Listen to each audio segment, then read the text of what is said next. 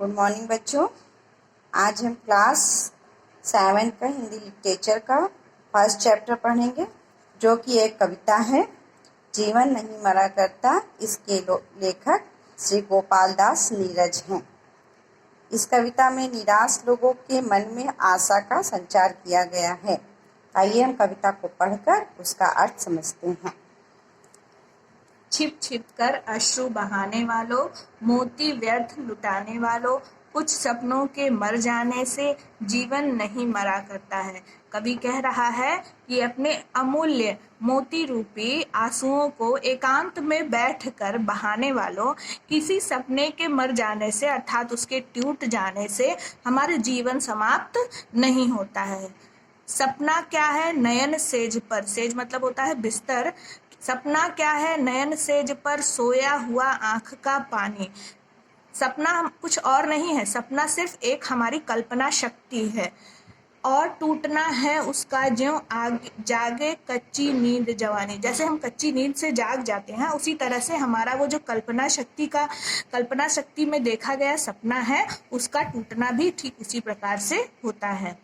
गीली उम्र बनाने वालों, डूबे बिना नहाने वालों, कच्ची उम्र में बिना संघर्ष किए कार्य को जीतने वालों, कुछ पानी के बह जाने से सावन नहीं मरा करता है। कवि ये कहना चाह रहा है कि हम कम उम्र में ही सोचते हैं बिना संघर्ष किए सब कुछ पा लें, जबकि ऐसा नहीं होता है। भले ही हमारे जीवन में अनेक कठिनाइयां आए, लेकिन हमारा सावन रूपी जो जीवन है वो कभी समाप्त नहीं होता है, कभी भी सावन में सूखा नहीं पड़ता है।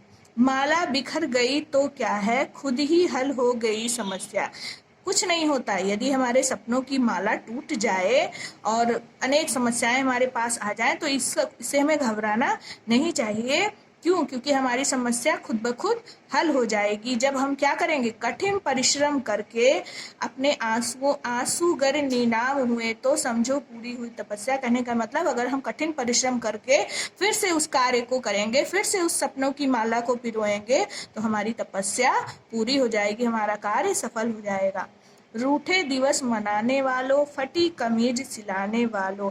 रूठे दिवस मनाने वालों मतलब ये हुआ कि अपने दुख को याद कर करके अपने जीवन में निराशा भरने वालों। फटी कमीज सिलाने वालों, इसका मतलब होता है कि अपनी कमजोरियों को छिपाने वालों। कुछ दीपों के बुझ जाने से आंगन नहीं मरा करता है। कहने का ये मतलब कि हमारे जीवन में अगर कुछ हमारी उम्मीदों के दिए बुझ गए तो हमारे सपनों का आंगन कभी नहीं मरता है, हमारी उम्मीदों का आंगन कभी भी अंधकार भय नहीं होता है।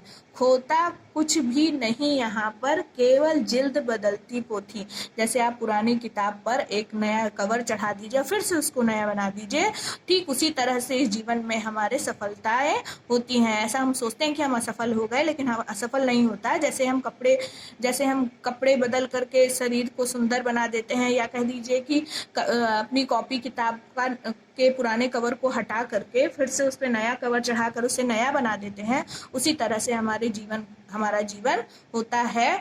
और जैसे रात उतार चांदनी पहने सुबह धूप की धोती। आपने देखा होगा कि हर रात के बाद एक चमचमाती सुबह जरूर होती है, उसी तरह हर असफलता के बाद एक सफलता का सूरज जरूर उदित होता है। वस्त्र बदलकर आने वालों, चाल बदलकर जाने वालों। आप ये कह लीजिए, अब यहाँ कवि ये कहना चाह रहा है कि हमारे जीवन में ऐसी बहुत सी कठिनाइयां होती हैं जो अपना रंग रूप बदलकर, चाल बदलकर हमारे सामने आती हैं। तो चंद खिलौनों के खोने से बचपन नहीं मरा करता है। तो उनके आने से यदि मान लीजिए हमें कुछ कठिनाइयां आ रही हों, हमारे कुछ खिलौने टूट गए हों, हमारे कुछ कार्य निष्फल हो गए हों, तो उससे हमारा बचपन नहीं मरता है। कहने का मतलब हमें उम्मीद नहीं छोड़नी चाहिए। लाखों बार गगरियां फूटी, शिकन न आई पर पनघट पर, लाखों बार किश्तियां डूबी, चहल पहल वो ही है तट पर। कहने का मतलब कि हमारे कितनी भी गगरियां फूट जाएं, कितने भी कार्य असफल हो जाएं, लेकिन हमारे पनघट अर्थात हमारे माथे पर एक भी शिकन, एक भी हमारे माथे पर शिकन, या कह लीजिए कि हमारे माथे पर हमारे चेहरे पर एक भी ऐसा भाव नहीं आना चाहिए जिससे हम निराश और हताश हो जाए। क्यों? क्योंकि समुद्र के किनारे कितना भी तूफान आ जाए, कितना ही चक्रवात आ जाए, नाव जो होते बहुत डूब जाते हैं, लेकिन क्या होता है, उसका किनारा कभी भी सुनसान नहीं रहता, कभी वहां सन्नाटा नहीं रहता, वहां हमेशा चहल पहल बनी रहती है। आगे बढ़ते हैं।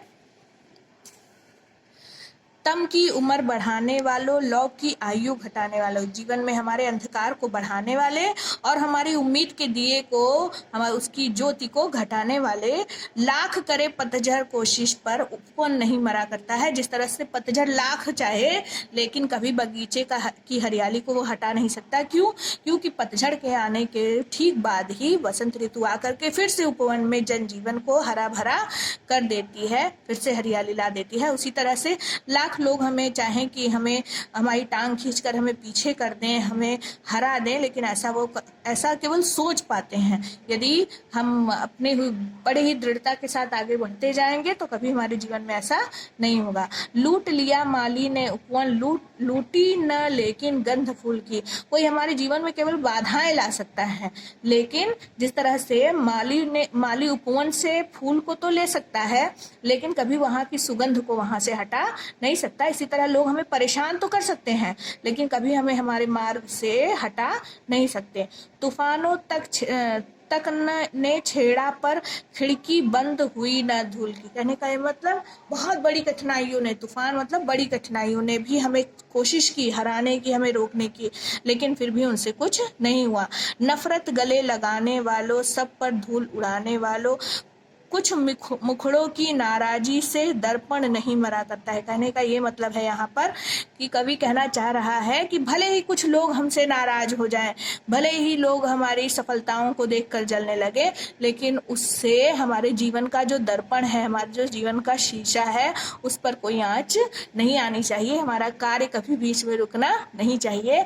तो यहाँ पर अंत में ये कहना चाहेंगे कि केवल गोपाल दास जी जो जीवन में हताश निराश लोग हैं, उन्हें ये प्रेरित करते हुए कह रहे हैं कि आपको गिरना है, गिरकर फिर से उठना है और उठ करके फिर से आगे बढ़कर अपने कार्य को पूरा करना है। रास्ते में कार्य को अधूरा नहीं छोड़ना है।